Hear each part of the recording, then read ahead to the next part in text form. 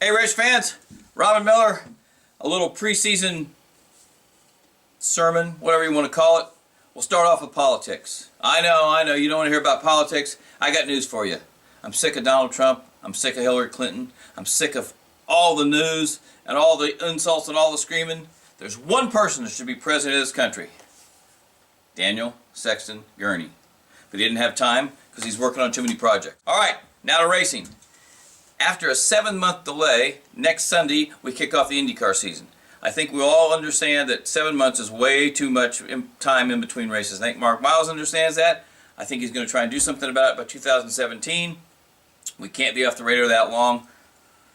Period, paragraph. For the third straight year, we got different people in race control. How will this work out? I don't know. We'll see. In 6 months, right now it's a clean sheet of paper, but all this change, in race control every year, not necessarily good for the sport. Kind of like the aero kits. They're not necessarily good for the sport either. They've cost a lot of money. They haven't sold a lot of tickets. It's kind of separated the competition. Hopefully they'll go away in 2017. I think that's the prevailing sentiment. We lost Milwaukee. We lost Fontana. Not good, especially for the old track fans. We also lost Sarah Fisher's team, which is tough because of her popularity and the fact that so many people pulled for her. And Josef Newgarden and that little underdog role last year, they led the most laps, by the way, and probably should have won the most races. Last but not least, Indianapolis Motor Speedway. They're preparing for the 100th Indy 500, but it's almost like they're preparing for Woodstock, because all we hear about is concerts. I don't care if Sammy Hagar or Toad the Red Sprocket or some rapper shows up in May. It doesn't bother me. I'm there to watch drivers and cars and competition. That's why we have the Indianapolis 500. That's why it's the event that it is. So, let's get 33 cars. Let's concentrate on the race. We don't care about concerts. You can tell how old I am, can't you? All right, now for the good news. The future's so bright, I got my Tony Kanaan sunglasses to tell you about it. Last year there were 16 races, 9 different winners. No series can boast that other than maybe the NHRA. NASCAR, they got 40 cars, but you pretty much know who's the winners are going to come for 2 or 3 teams. Can't say that about any car racing. Formula One's got 2 teams. The rest of them are all running for 5th or 10th or their TV money. That's great about IndyCar racing. And the good news is, yeah, we lost Milwaukee, Fontana, but we picked up the greatest road course from North America. Elkhart Lake, Wisconsin returns to the schedule, which makes everybody happy. Just like going back to Phoenix. By the way, all you young fans, Phoenix was built in 1964 for Indy cars, not stock cars. And yeah, NASCAR ruined the dog leg and banked it and took all the character out, but it's still a hell of a track. My only concern is IndyCar's going back there next month, and they're going so fast. If it's a green flag race, the thing will be over in 50 minutes. So you got to figure out how to slow them down a little bit, or maybe add 50 or 100 laps, so we can at least have an hour-and-a-half race on NBC Sports Network. But I think what we really have to focus on right now is the history in the making that we're watching with a guy named Scott Dixon. Now, this is Scotty Dixon's 16th consecutive year driver for Chip Ganassi. That should put him in the Hall of Fame instantly. 16 years with the Chipster, it's unparalleled. And he's got 38 victories, which puts him right between Al and Bobby Unser. He's 1 behind Big Al. He's 4 behind Michael Andretti, who's got 42. So he could pass both of those guys this season.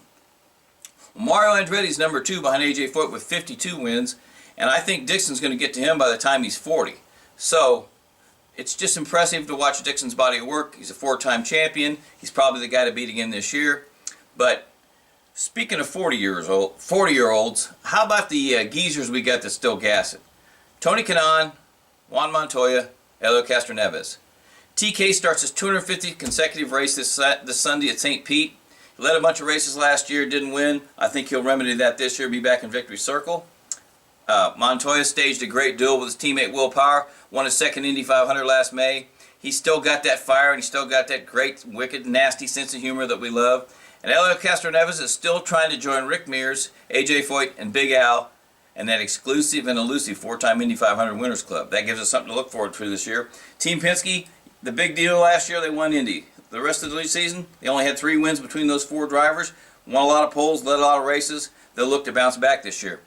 And we had, if you're an American race fan, you had Graham Rahal, Josef Newgarden, Ryan Hunter-Reay, all 2-time winners last year. This year added to the mix, Conor Daly, Alexander Rossi. So things are looking good on the American side of this equation. James Hinchcliffe has bounced back from his near-fatal injuries in Indy last year.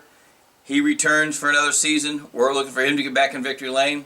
And believe it or not, Anthony Joseph Jr., this is his 58th consecutive year of being involved in IndyCar racing as a driver or as an owner. And we're glad to see AJ still up and kicking and kind of feisty, and is going to be at the season opener. Okay, you want to know the best thing about IndyCar racing? I'll tell you. We don't have the lucky dog. We don't have those BS competition yellows. And thank God we don't have the caution clock. Really, the caution clock. Nope, what we got is true, pure competition. Qualifying's always a kick in the butt. You got 10 guys, 12 guys trying to win a race. You don't know who's going to win. Lots of passing.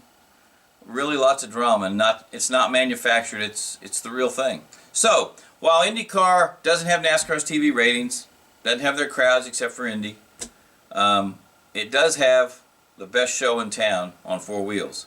And you can watch it this year on ABC and NBC Sports Network and RACER.com, and you can read about it on RACER.com with Mark Glendenning, Marshall Pruitt, myself. Thanks to Paul Fanna for giving us a forum. Thanks to you fans for caring enough to watch and to read. This is Robin Miller. We'll talk to you next week from St. Pete.